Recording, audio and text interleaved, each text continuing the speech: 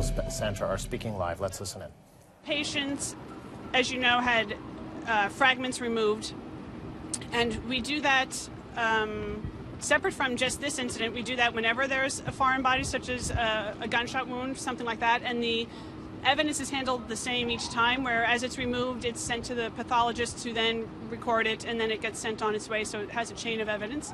So that hasn't really changed. That's what we always do for this type of situation. We've been removing various things from people in the sense of it's not necessarily identified, it's just pieces of plastic, metal, just various random things. That other medical centers had talked, the physicians there talked about seeing things like carpenter's nails or BB guns, right. BBs. Any of that ring a bell? We have not seen nails. Okay. We have not seen ball bearings. It's just little particles of metal. Particles of metal and plastic. Right. That's what we're seeing in our patients. And the patients who are able to speak, who are well enough to, what kind of stories are they telling you? Believe it or not, as the doctors, we often don't ask them the stories. We usually just focus on the surgery and the care. Are they quite traumatized though? How do they seem in themselves? They seem remarkably calm, and most of them do have family and loved ones with them, which is nice. So they seem to be handling this very well, given the circumstances. And usually it's our social workers or the other people who work with us that sort of talk to them more about what happened, and we sort of focus on the surgery and the care. Can you tell us how many that you have with you that have lost limbs or what it is? So the number hasn't changed, and I believe it was 5 total. But I don't know the count of how many it was 1 versus 2. And do you know how many of them were runners or how many of them were spectators? I think not all. We did have 1 runner, possibly. But not one of the critical people. All the critical people are spectators. Of the 5 surgeries performed today, can you describe what they were?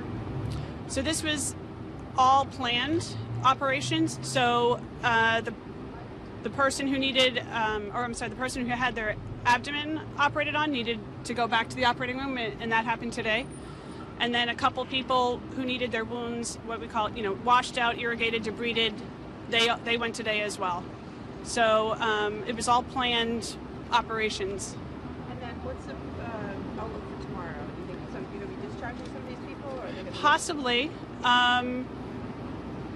But we're obviously taking our time with them. And a lot of these wounds, you are concerned about infection, given the nature of what happened. So it's nice to sort of keep an eye on them to make sure that they don't have an infection.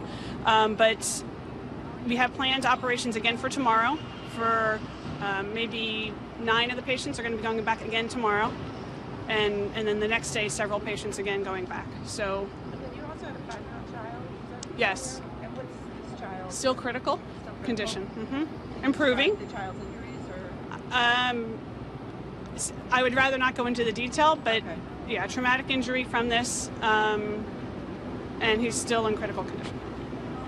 Are the particles of metal, I know it's really hard to tell what they are or is there any theory about whether they were packed into the bomb or they were the casing of the bomb? I couldn't really comment on that. I couldn't really comment on that. Nothing obvious that showed it was from the bomb per se. I thought this morning you guys said BB type. Dr. Ulrich from the ED had commented on that. I personally haven't seen BBs, but I mean, he might have. And obviously the wounds, once we remove the leg, the wounds are gone and sent off to the pathologist. So, yeah. Any other questions? This is your name, Tracey Dechert? Yes. Doctor, it's Tracey? Yep. Dr. Tracey. Doctor, was the 5-year-old one of the surgeries today? No.